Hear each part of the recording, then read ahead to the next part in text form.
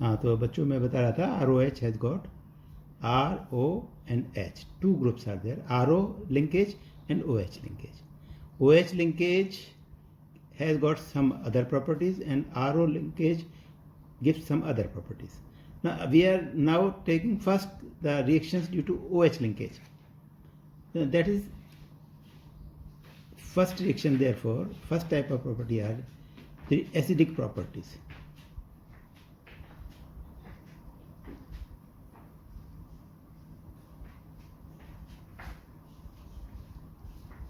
Of hydroxyl group, alcoholic group. मैंने बताया ना, एल्कोहलिक ग्रुप में OH है, OH भी स्प्लिट हो जाता है.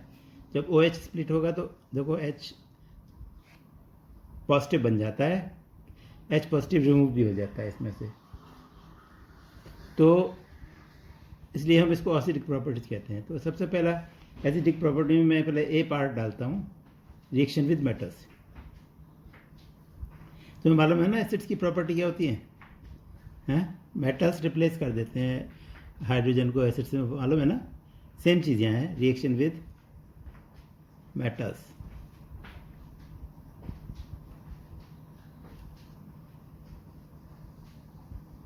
Like sodium, potassium, magnesium, calcium, aluminium, ये सब रिप्लेस करते हैं. लेकिन मैं सिंपल वाला बता रहा हूँ, पहले सोडियम का बता रहे हैं. ROH को अगर हम सोडियम से करें तो RONA और हाफ H2 निकल जाता है. जैसे मिथाइल अल्कोहल है, CH3OH. सोडियम मेटल्स को रिएक्ट कराएंगे तो CH3ONA बन जाएगा और हाफ H2 निकल जाएगा. पूरा हाइड्रोजन बनाने के लिए दो मॉलिक्यूल्स रिएक्ट कराने पड़ेंगे. इसका नाम होगा सोडियम मिथॉक्साइड. इसको कहेंगे एल्कोक्साइड. Sodium alkoxide. ये मिथेनॉल का है, ये मिथाइल अल्कोहल का है. सोडियम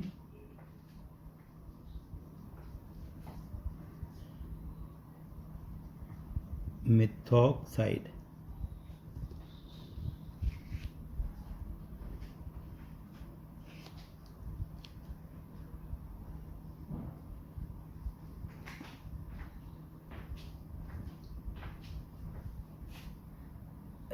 इसी तरह से इथाइल अल्कोहल अगर हम ले लें, C2H5OH, Na का सेम पोटेशियम के साथ भी होगा, C2H5ONA प्लस हाफ H2. अच्छा, वैसे मैंने सारे मेटल लिख दिए हैं, आपको अंडरस्टूड हो जाना चाहिए. मैं बस सिंपल वाले ही रिएक्शन लिख रहा हूँ जो किताबों में दे रखे हैं. मैग्नीशियम है, जैसे मान लो मैग्नीशियम रिएक्ट करने लगे इससे, तो कैसा होगा बताओ. मैग्नीशियम की तो दो वैलेंसी होती है, तो दो अल्कोहल रिएक्ट करेंगे तो C2H5O ट्वाइस Mg बन जाएगा. एल्यूमिनियम की तीन वैलेंसी होती है, तो उसके तीन एटम्स, तीन मॉलिक्यूल रिएक्ट करेंगे, thrice O C2H5O thrice Al बनेगा. तो ये मैं नहीं ले रहा हूँ, मैं अब सिंपल वाले ही ले रहा हूँ आपको, ताकि आपको कन्फ्यूज ना हो, तो आप घबरा ना जाओ पहले से. तो ये आपके हो गए reaction with alkoxide, reaction with metals. अब इसमें जनरली क्वेश्चन आता है कि रिएक्टिविटी किसकी ज़्यादा हो, कौन एसिडिक नेचर, कंपैरिजन करना है. कंपैरिजन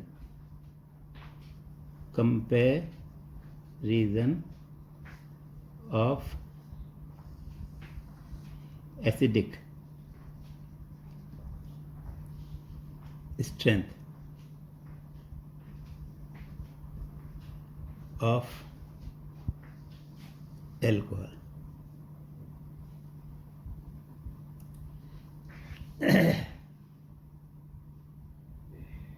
तो सबसे ज़्यादा स्ट्रॉन्ग मिथाइल अल्कोहल होता है.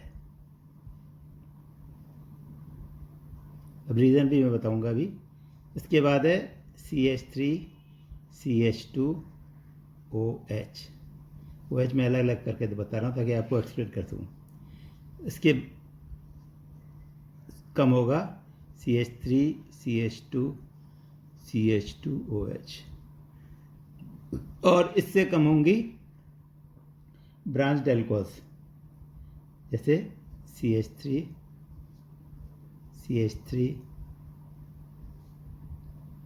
CHOH, ये सेकेंडरी एल्कोहल हो गए। और इससे भी कम होगी CH3 CH3 CH3OH। ये स्ट्रांग होगा इससे, ये स्ट्रांग होगा इससे, ये स्ट्रांग होगा इससे, ये इससे ज़्यादा होगी। अब रीज़न समझ लो क्यों। देखो मिथाइल ग्रुप जो है ना, इलेक्ट्रॉन पुशिंग होता है, समझ गए। इलेक्ट्रॉन पुश करेगा तो ये इलेक्ट्रॉन जो ऑक्सीजन का, जब ये मिथाइल ग्रुप पे पुश करेगा तो यहाँ स्लाइटली नेगेटिव आ जाएगा ना चार्ज, देखो it will be slightly negative. तो नेगेटिव हो जाएगा तो क्या होगा, मिथाइल ग्रुप जब पुश करेगा इलेक्ट्रॉन को स्लाइटली नेगेटिव हो जाएगा। ये स्लाइटली नेगेटिव होगा तो हाइड्रोजन स्लाइटली पॉजिटिव हो जाएगा, ठीक है। तो ये स्लाइटली पॉजिटिव है, क्यों आया पता सुन लो। CH3 पॉजिटिव इंडक्टिव इफेक्ट मैंने पहले भी बताया था, इलेक्ट्रॉन को पुश करता है तो इलेक्ट्रॉन के ऊपर चार्ज नेगेटिव आ जाएगा। जब इलेक्ट्रॉन के ऊपर नेगेटिव आ जाएगा तो इसके ऊपर पॉजिटिव आ जाएगा नहीं आ जाएगा। नेगेटिव पॉजिटिव बराबर तो होते हैं, ये पार्ट थोड़ा नेगेटिव हो जाएगा, ये पॉजिटिव, तो पॉजिटिव हाइड्रोजन आती है, एसिडिक करेक्टर शो करना लगेगा। लेकिन इसमें ये कम हो जाएगा, क्यों? क्योंकि इसमें जो है डिस्टेंस बढ़ गया। ये पॉजिटिव इंडक्टिव इफेक्ट जो है लेंथ, कार्बन लेंथ के से कम हो जाता है। कार्बन लेंथ जितनी लंबी होगी उतना ही इंडक्टिव इफेक्ट कम हो जाएगा। तो इसमें इतना नेगेटिव ये ऑक्सीजन नहीं होगा, इसमें और भी कम होगा। और इसमें तो बहुत ही ज़्यादा कम हो जाता है, क्योंकि और बड़ी चेन हो गई, एक इधर चेन है एक इधर चेन है, तो इसमें नेगेटिव चार्ज यहाँ नहीं आएगा, नेगेटिव चार्ज कार्बन पे आएगा। ये पुश करेगा तो यहीं तो आएगा, यहाँ नहीं पहुँच पाएगा। तो इसके कारण क्या होगा कि ये जो है सबसे ज़्यादा स्ट्रॉन्ग ये होगा, उससे कम ये होगा, उससे कम। तो मिथाइल एल्कोहल तो हम लिखेंगे मिथाइल एल्कोहल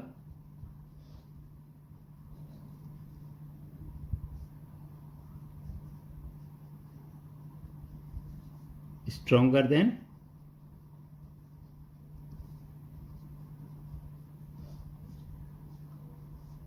स्ट्रॉन्गेस्ट कहिए, स्ट्रॉन्गेस्ट एसिड बिहेव करेगा।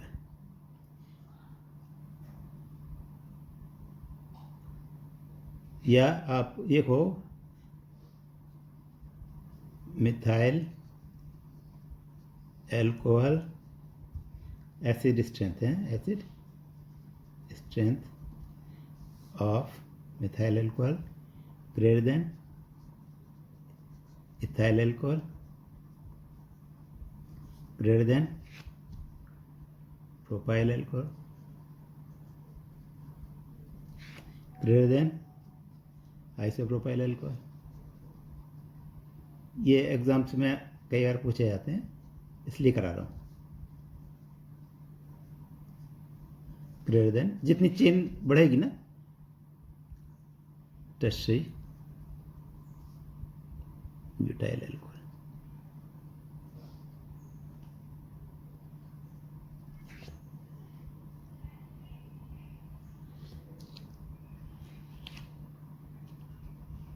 तो ये आप समझ में आ गया होगा क्यों है, कारण फिर समझ लो कि ऑक्सीजन के ऊपर स्लाइट नेगेटिव चार्ज आता है, इसकी वजह से हाइड्रोजन पॉजिटिव बन जाता है।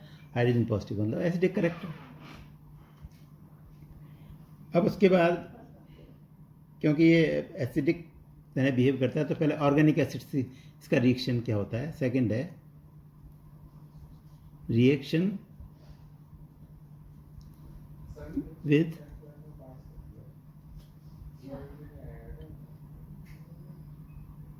organic acids।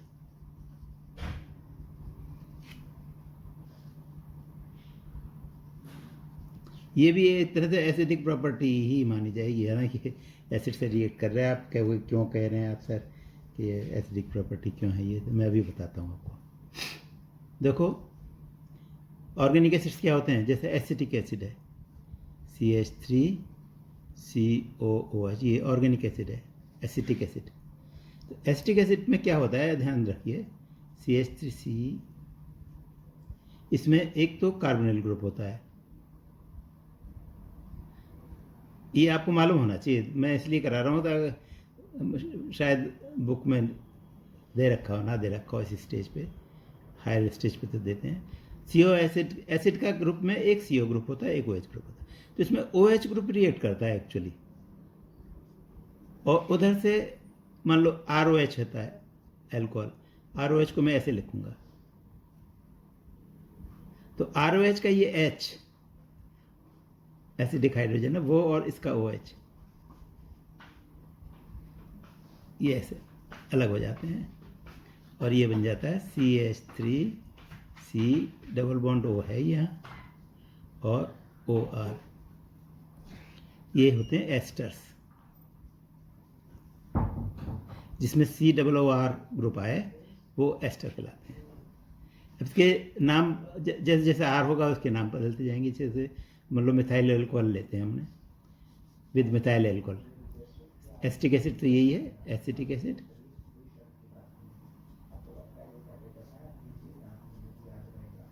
और ये एल्कोहल है।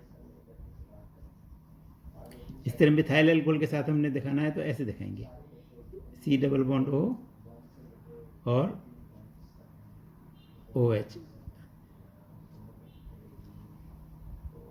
मैं दोबारा काट के लिखता हूँ, तुम कंफ्यूज हो जाओगे।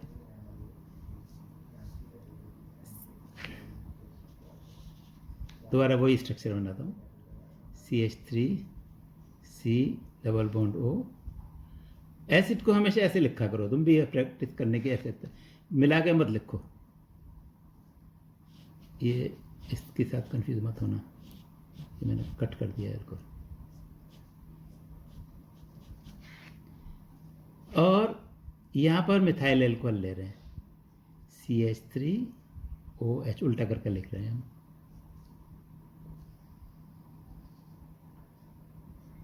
तो मैंने बताया था ये वाला H इसका और इसका OH, ये ऐसे रिएक्ट कर जाते हैं, ये H यहाँ से,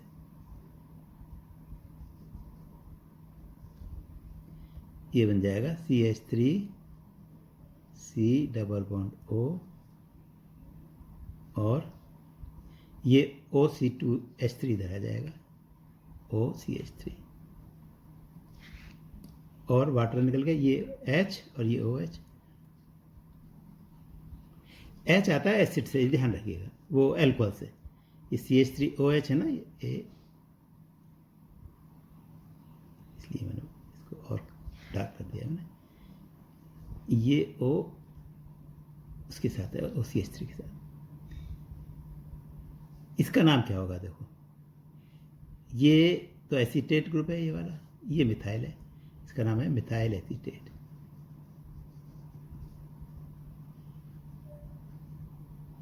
इस तरह से अगर एसिटिक से इथाइल अल्कोहल ले लें, CH3C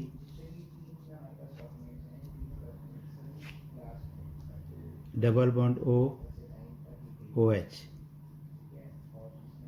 प्लस इथाइल अल्कोहल, मैं थोड़ा तुम्हारी सहूलियत के लिए इथाइल अल्कोहल को ऐसे लिखता हूँ, CH3CH2OH, है ना, और जैसे मैंने बताया था ऐसे, है ना, समझ में आसानी से आ जाता है, और कोई बात नहीं है। वैसे तुम भी इकट्ठा भी लिख सकते हैं, CH3C डबल बॉन्ड O, और ये कहाँ से आया, CH2O ये और CH3, है ना, तो क्या बनेगा बोलो, OCH2 CH3, CH3 CH2OOC CH3, ये क्या है, ये इथाइल ग्रुप है और ये एसीटेट ग्रुप है, इसका नाम हो गया इथाइल एसीटेट। जोड़ के हम लिखेंगे, अगर हम इसको जोड़ के लिखें CH3COO, ये COO हो गया और ये C2H5। चाहे ये लिख लो चाहे ये लिख लो, एक ही बात है। लेकिन ये मैंने तुम्हें बताया है, इसको प्रैक्टिस करोगे तो आप फ़ायदे में रहोगे, आपको मालूम पड़ेगा क्या रिएक्शन क्यों हो रहा है। मैंने बताया अल्कोहल का H आता है और इसका OH आता है, ये अचंभे की बात है। एसिड में ऑर्गेनिक एसिड का OH काम करता है यहाँ। चलिए कहनी छोड़िए, अगर याद रह नहीं तो सीधा भी लिख सकते हो आप, CH3COH सीधा बना सकते हो, डबल जरूरी नहीं डबल बॉन्ड अलग अलग दिखाएं, लेकिन देख लें सहूलियत आपको, जो मुझे लगता है कि इस तरह से तुम्हें मैकेनिज्म क्लियर हो जाएगा। उसके बाद है inorganic acids.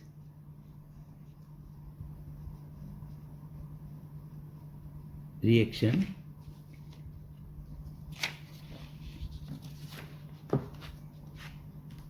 with inorganic acids. Inorganic acids कौन से होते हैं? जो मिनरल से बनते हैं, है ना। कार्बन के जो एसिड्स होते हैं वो तो ऑर्गेनिक एसिड होते हैं, और जो मिनरल से बनते हैं जैसे हाइड्रोक्लोरिक एसिड है, सोडियम क्लोराइड से बनता है ना, और सल्फ्यूरिक एसिड सल्फर से बनता है, ये सब मिनरल एसिड्स कहलाते हैं, इनऑर्गेनिक एसिड्स कहलाते हैं मिनरल से जो बनते हैं। तो पहले हम लिखते हैं, सबसे पहले रिएक्शन में HCl से लेते हैं, इसमें अलग अलग पार्ट डिवाइड कर लेते हैं। Reaction with HCl in presence of anhydrous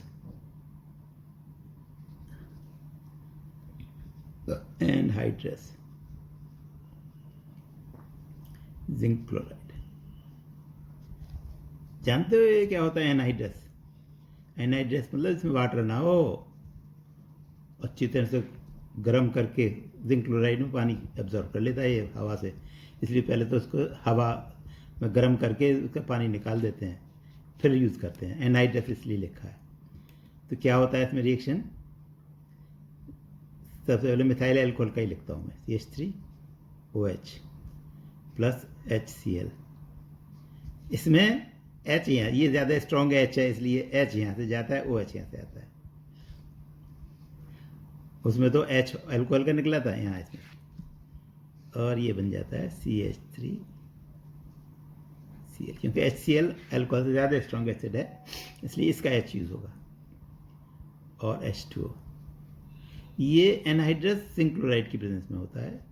अब एनहाइड्रस क्यों यूज़ करते हैं? जिंक क्लोराइड का फंक्शन क्या है? जिंक क्लोराइड का फंक्शन है इस वाटर को एब्जॉर्ब करना। अगर मान लो ये रिमूव नहीं करते हैं तो तुम्हें मालूम है रिवर्सिबल रिएक्शन हो जाते हैं, ये उल्टा चलना लगेगा, ये उल्टा रिएक्ट करने लगता है। इसलिए एनहाइड्रस जिंक क्लोराइड इसलिए यूज़ करते हैं कि इसमें से जो वाटर निकले इसको एब्जॉर्ब कर ले। तो ये एक बहुत इंपॉर्टेंट मेथड है, बहुत इंपॉर्टेंट रिएक्शन है HCl से हाइड्रोक्लोरिक एसिड का रिएक्शन। अब नेक्स्ट आता है आपका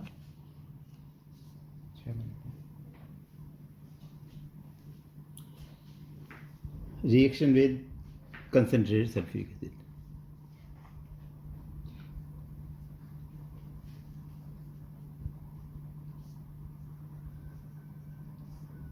थोड़ा ऊपर लिख रहे हो, ये है ना पॉइंट।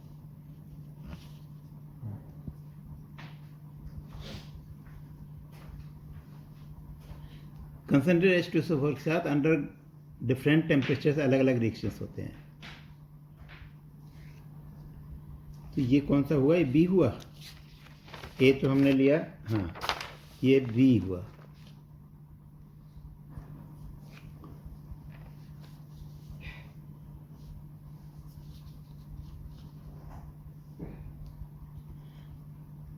इसमें पहला है eight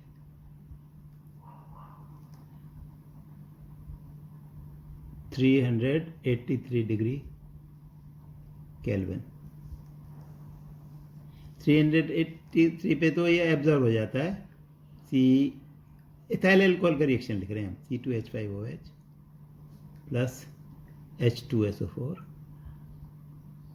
gives us C2H5HSO4 plus water.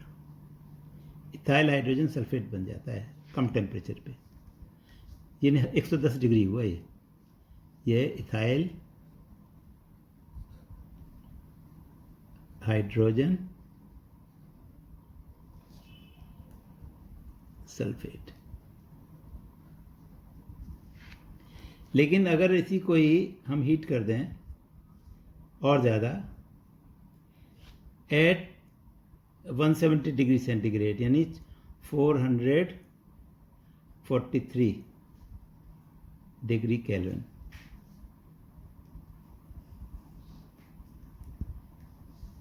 तो क्या होता है, एल्कीन इथिलीन बन जाता है।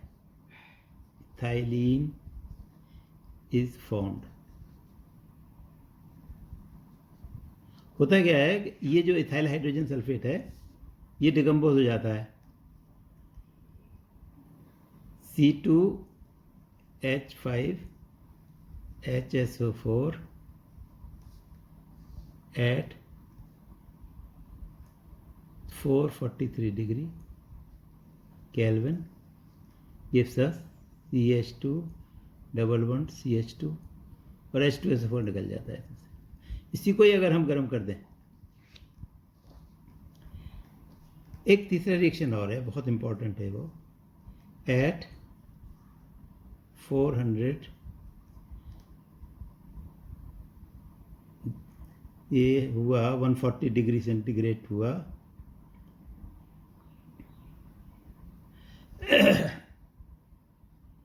413 degree kelvin. If ethyl alcohol is strongly heated in a closed vessel with concentrated H2SO4 at 413 degree Kelvin, then diethyl ether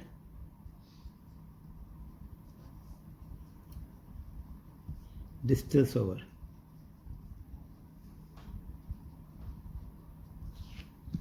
क्या मतलब है, अगर हम बंद का इसको हीट कर दें और उसमें कंडेंसर लगा दें बाहर ऊपर से निकलने के लिए वेपर्स को, और 140 डिग्री टेम्परेचर मेंटेन करें यानी 413 डिग्री केल्विन, तो उसमें से जो नया प्रोडक्ट बनता है वो इथाइल, ना तो इथिलीन होता है ना इथिलीन हाइड्रोजन सल्फेट, क्या होता है, ईथर, डाईथाइल ईथर होता है। कैसे रिएक्शन क्या होता है, इसके दो स्टेप्स हम लिख सकते हैं।